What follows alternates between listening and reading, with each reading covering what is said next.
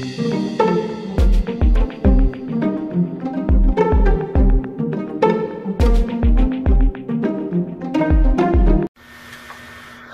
everyone, my name is Cameron Cowan, this is the Cameron Cowan Show, thank you for watching.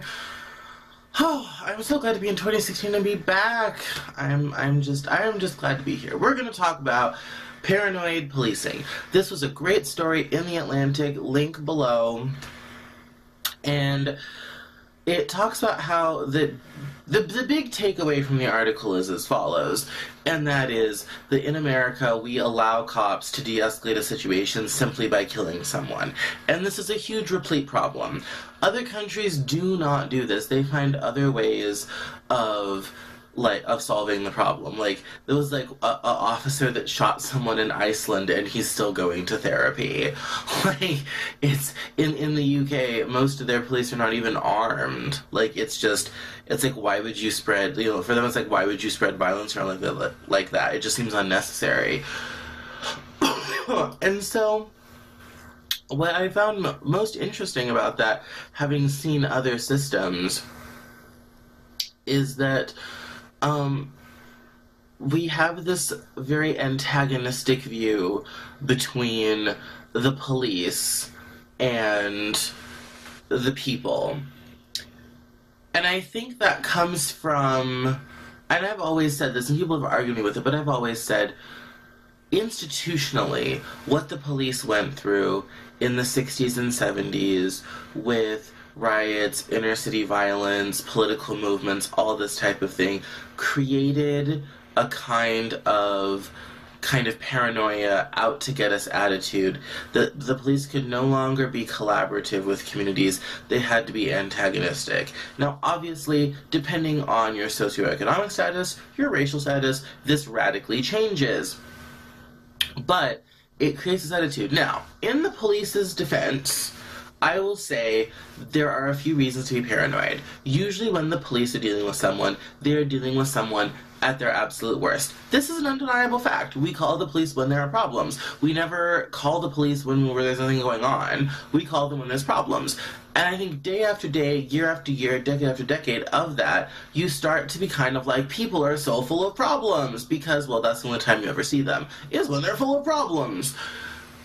And I think especially in certain communities of color where you have endemic problems, systemic problems, institutional problems, you just start to see problems all around you if you're the person who's supposed to be keeping the peace and enforcing the laws. And it can seem so out of control, so that when something does happen, when violence does occur, and you know how bad it can get, your own survival rises to primacy. And in America, that comes in the form of, unfortunately, gun violence between the police and alleged criminals. They did a great movie called Fruitvale Station about this cop that shoots this kid on the train platform in San Francisco because he felt threatened. He didn't know what to do. And at one hand, we have to mourn the loss of a life, but at the same time, though, we can't just blame the cop for not trying to preserve his own survival in a very kind of dangerous, dicey situation. However, one of the things the article does say is that when the police do these actions, it takes away their legitimacy as an authority that keeps the wheels of our society moving. And it says here, when policing is delegitimized, when it becomes an occupying force, the community suffers. The neighbor-on-neighbor violence in Chicago and in black communities around the country is not an optical illusion. Policing is one part of the solution to that violence, but if citizens don't trust officers, then policing can't actually work. And in Chicago, it's very hard to muster reasons for trust.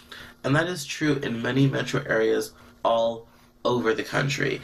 It is very difficult to trust the police when they don't take actions that are helping you and your community. And that's the thing with, I think, why, although community policing isn't kind of the one-shot silver bullet for solving all our policing problems, it is a component. When I was in England, I watched a cop who had gotten a report about someone stealing something from someone, and he literally brought the two guys together on the street, performed an investigation, figured out what went on, and solved the problem. No violence necessary. But he was actually involved in trying to figure out what was going on and solve the problem. There was no need for violence. There was no need for escalation or suspicion. He was very nice. There was no need for gruff conduct or anything like that. It was very important for him to, solve this problem. And I think with the police, considering the personality type of people that go into police or corrections or whatever have you, it is vitally important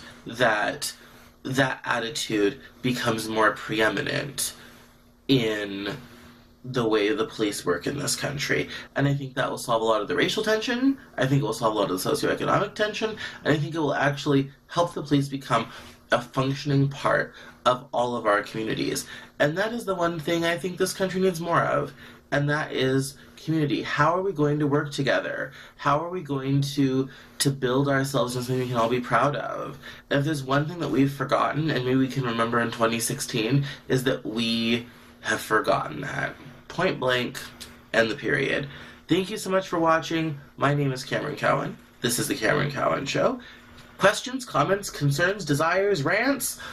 I know you guys are wanting to type away anyway, so leave a comment below. Catch me on Twitter at Cameron Cowan, Facebook.com/The Cameron Cowan Show, and CameronCowan.tumblr.com. And for all the news you need to know in 10 minutes or less, and why you should care about it. Catch us here every Monday and Friday on YouTube, and every Saturday on the podcast at CameronCowan.co. We'll see you soon now. Bye-bye.